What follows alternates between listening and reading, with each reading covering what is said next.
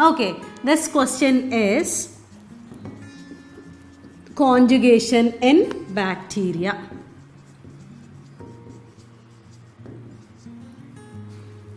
Okay, conjugation in bacteria. So, what is this conjugation? Conjugation is nothing but wherein the transfer of the genetic material, or we can say conjugation comes under the heading sexual reproduction.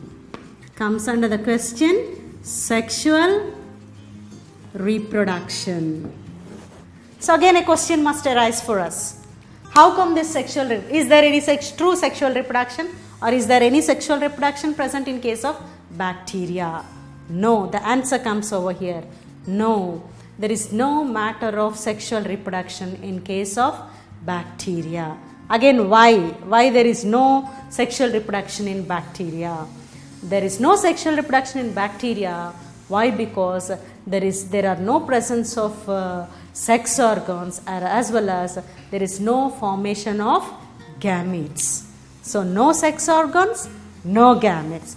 That's why there is no sexual reproduction.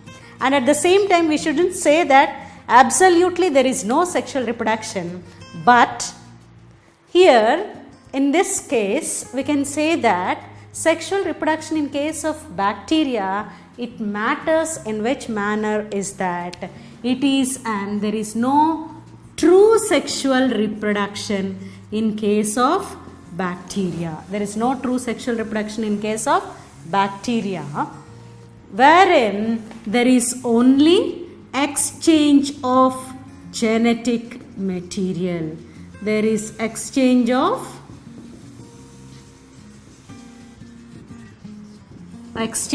genetic material. So exchange of genetic material, simply we can say that as there is no true sexual reproduction in case of bacteria, there is only exchange of genetic material, and this exchange of genetic material in bacteria takes place by three means. What are these three means? One is conjugation, the other one is transformation, and the third one is transduction. Coming to that, the first one is our question, isn't it? Right? Okay, so conjugation in bacteria. Conjugation in bacteria, wherein it was first discovered by the scientist named Lederberg and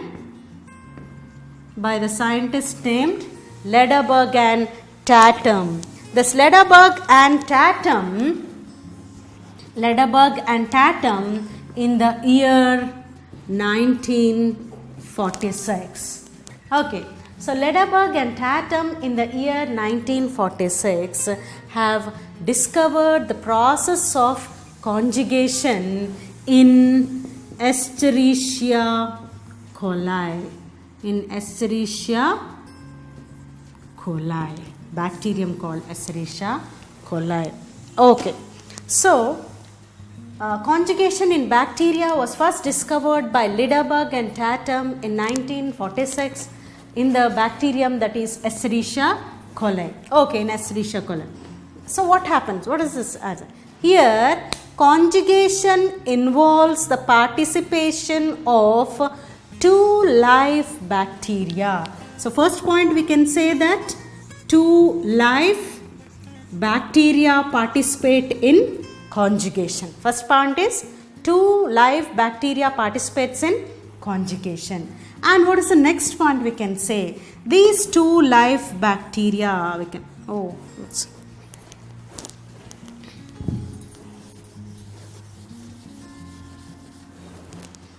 two live bacteria are going to participate over here. We can say that one bacterium and the other bacterium, we can say. So one bacterium and the other bacterium, or I can draw over here legibly. Okay. So, and another bacterium. So here these two bacteria, live bacteria participates, we are telling. Out of this, one bacterium is called as the donor cell. It is called as a donor bacterium, and the other as recipient bacterium. One as donor and the other as recipient bacterium. Why one is called as the donor and why other is called as the recipient? Why? Because here the donor bacterium is going to donate something for the other bacterium. Why is it called as donor again? Donor bacterium is also called as, what is it also called as? Or what does it also contains? F factor. What does it contains? F factor. That's why donor cell is also called as F blessed bacterial cell, whereas recipient cell is also called as F minus cell, as they do not have F factor. Okay, so these two live bacteria, in which one is called as a donor or F plus cell, or which contains the F factor, whereas the recipient cell which do not contain the F factor. That's why it is also called as F minus cell. Now, so this is the second point we can say. The conditions or the points regarding the two live bacteria we have discussed now. Now coming to that of what happens now over here with these two bacteria or with these two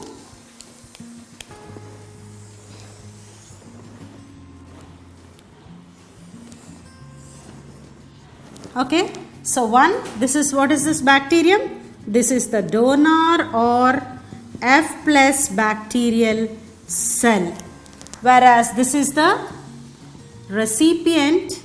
This is the recipient or F minus bacterial cell. Okay. So as we are discussing that, what is a plasmid? This is the normal bacterial chromosome which is present, which is called as the genophore, as we had discussed earlier in the VSAQs. Okay, which is called as the genophore or incipient nucleus or bacterial chromosome. So in addition to this genophore, what is present? There is an additional circular. We have already discussed all these points, isn't it? There is an additional or extra chromosomal, naked, self-duplicating circular dsDNA. So this is the plasmid, we can say. Or this is nothing but the F factor. This is nothing but the F factor, as this bacterial cell,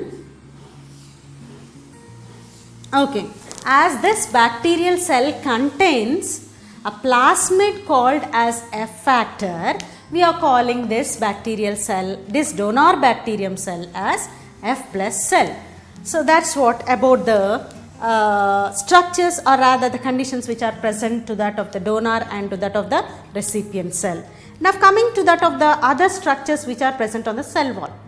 So while studying of the bacteria, you all know that there are the structures which are present upon the cell wall of bacteria. One of the structure we must remember, that is called as, which can be called as pilus or pili. It is also called as sex pili. It is also called as sex pili.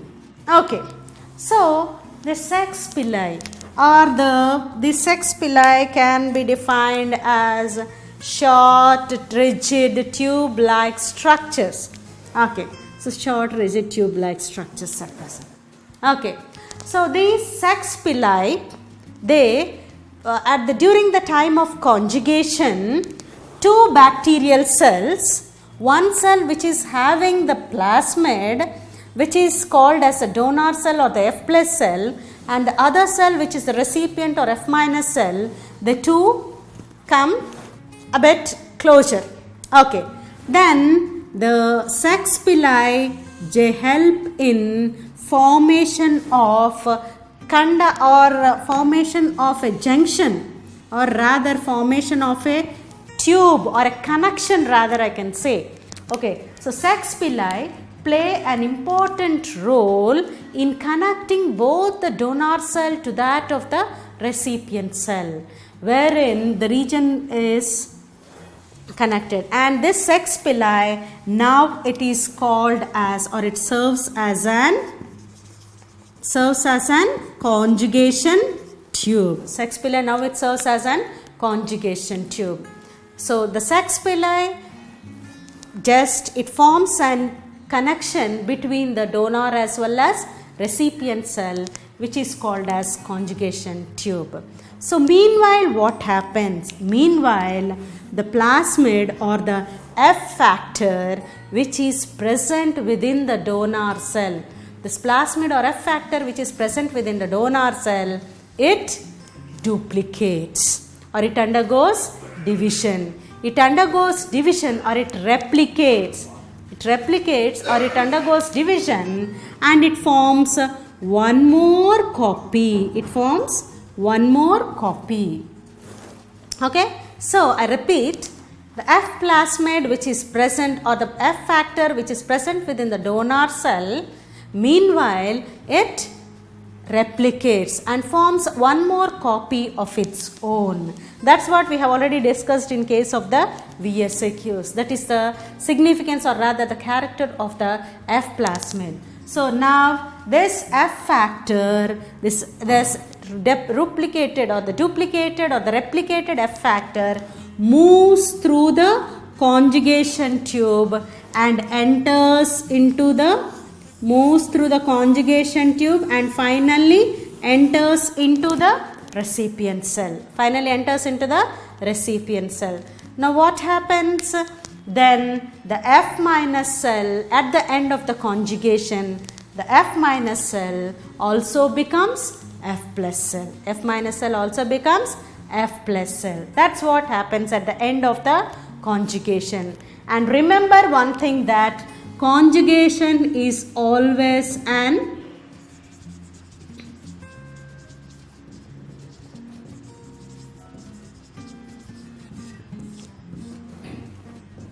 okay.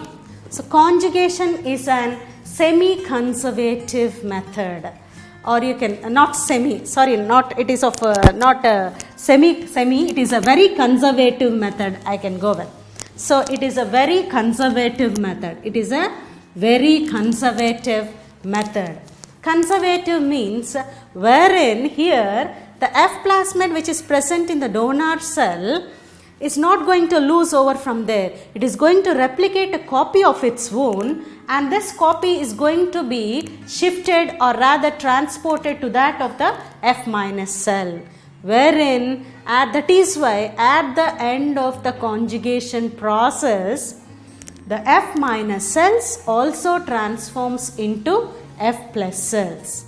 That's what the end of conjugation we can say. So conjugation, the time and when coming to that of the numericals or other the problems, the time of the conjugation will be given, the duration time for the process of conjugation will be given, and depending upon that we have to work out further. So these are the main important points. Main important points to remember is that 2 live bacteria participate over here. That is one major point I can say. And out of these 2 live bacteria, one is the donor and the other is the recipient. That's the second point we can say. And the other point is that the F factor, and the other point is that sex pili, it forms a conjugation tube. By the drawing of the or by the condensing of the sex pili, or you can say the conjugation tube, the sex pili which is behaving as the conjugation tube, by constriction of this, what happens automatically, the 2 cells comes closure. When they come closure, then it is easy for the plasmid which has replicated already within the F plus cell will be transported or rather moves through the conjugation tube into the F minus cell, and at the end wherein the F minus cell also becomes F plus cell.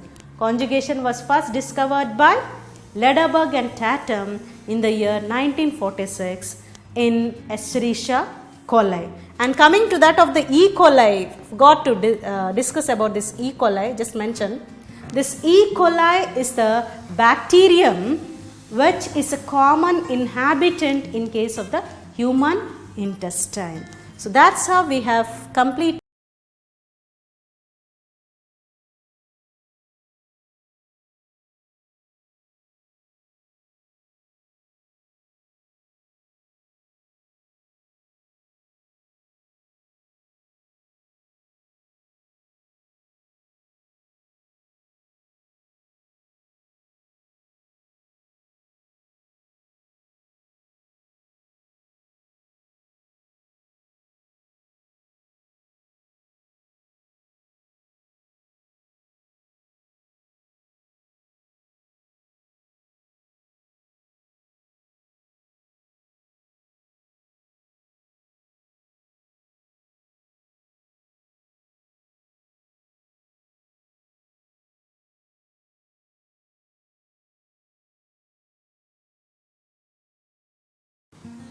The fourth SAQ of section B, that is structure of T-even phases or phases, whatever it is. Okay, structure of T-even phases.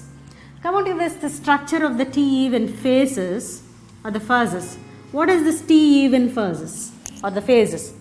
So, viruses which attack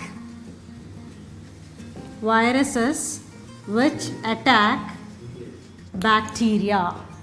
Viruses which attack bacteria are called as bacteriophages.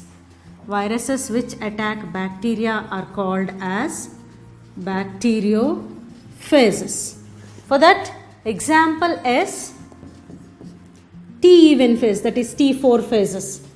Not only T4 phase, we can say that T2, T4, T6 and so on.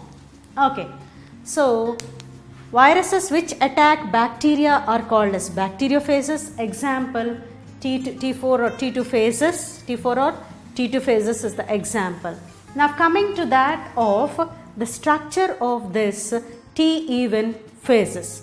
These T-even phases, they are usually tadpole shaped. They are usually tadpole shaped. This tadpole shape, it consists of two parts. What are the two parts? The two main parts are,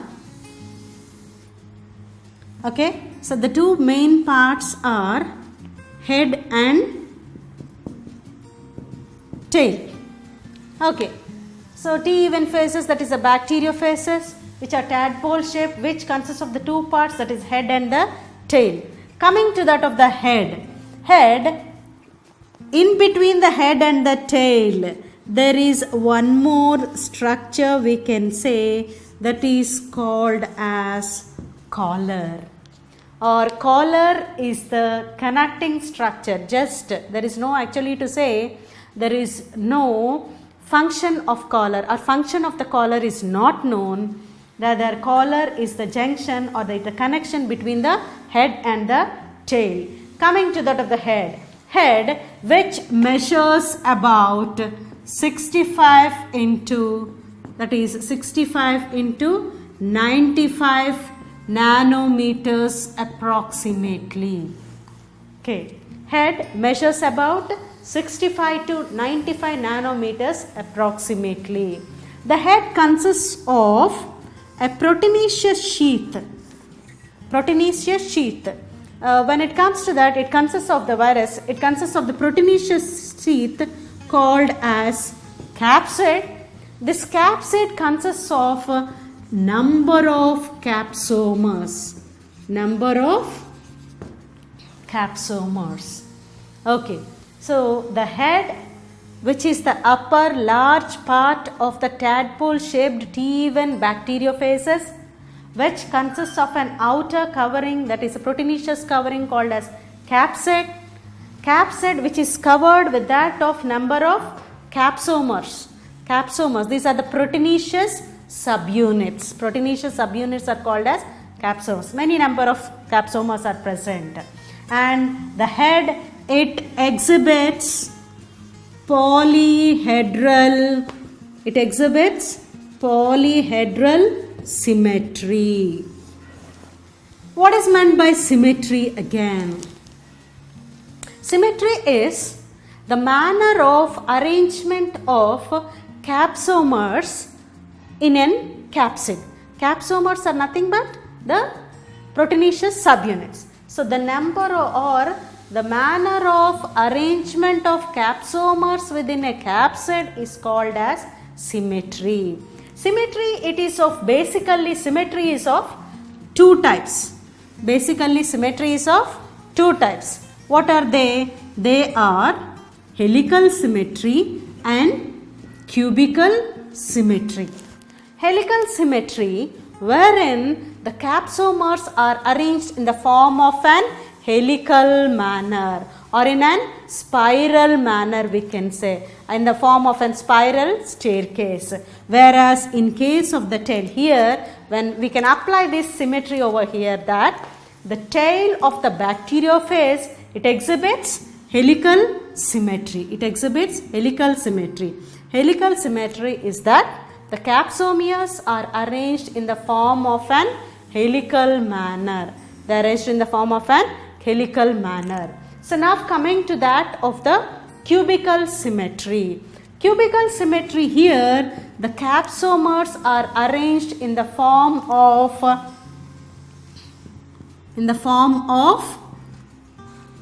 polyhedral symmetry. Again, what is this polyhedral? The term itself is giving number of faces. So polyhedral symmetry is that of an icosahedron, which consists of number of equilateral triangle. Here equilateral triangle, the faces of the equilateral triangle, we can say.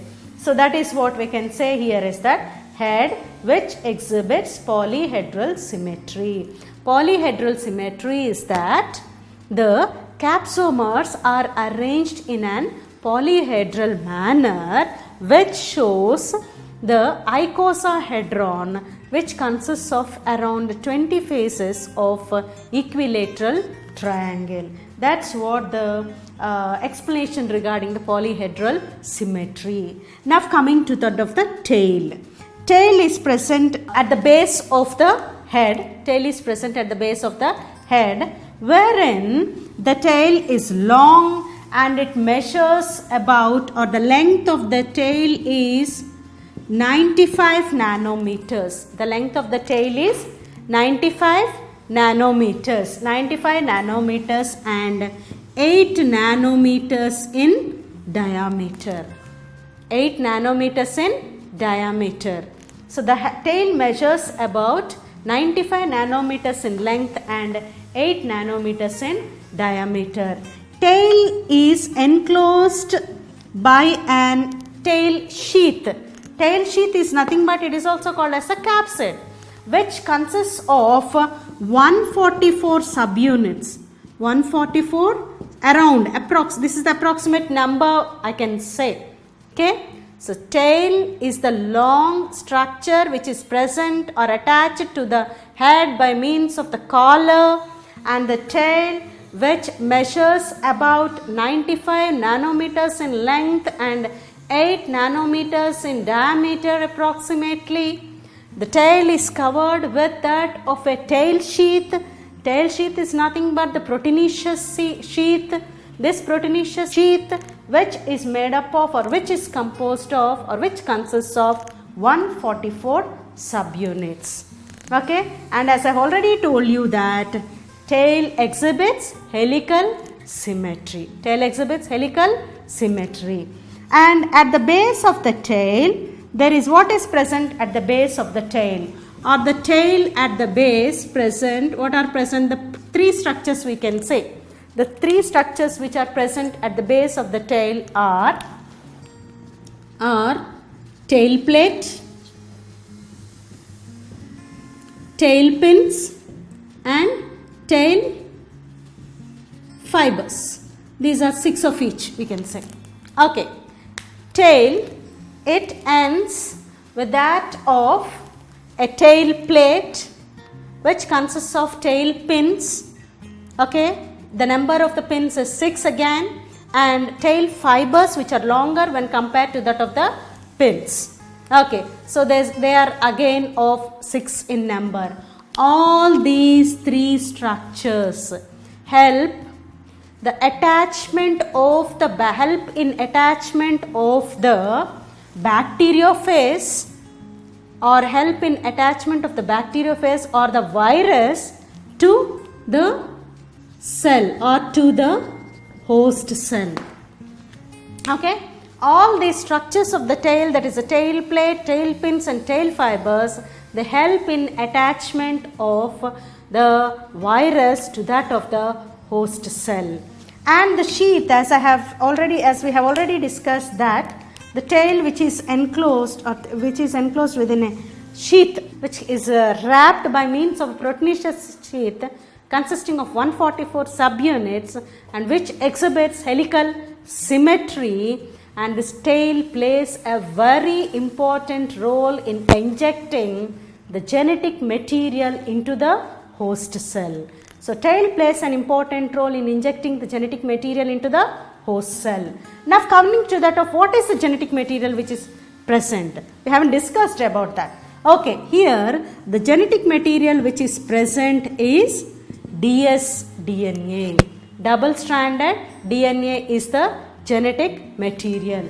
This dsDNA which is present, or rather we say that the head measurement is only this much, which measures about 65 nanometers into 95 nanometers approximately, and this head is of what you can say hexagonal. Head is hexagonal in cross section. Head is hexagonal in cross section, and the dsDNA which is present within this hexagonal head, it is in the folded manner, and it is assumed that the dsDNA which is present within the head is about or approximately of 1000 times longer than the length of the face itself. Have you got my point? The dsDNA which is present folded within the head is 1000 times longer than the face itself. That's what. And here, as I have already discussed, that head which is exhibiting polyhedral symmetry and the tail which is exhibiting helical symmetry. So, on the whole, bacteriophage exhibits binal symmetry. Why? Because the two parts like head and tail which are exhibiting two different symmetries like polyhedral and the the helical symmetry respectively. Head exhibiting polyhedral symmetry and the tail exhibiting helical symmetry. That's why we call that, or we term that, bacteriophage exhibits binal symmetry. This comes here ends we finish up discussing about the structure of bacteriophages which is of tadpole shaped. So, we have finished discussing the 4th SAQ of section B, or rather 14th question in a sequence.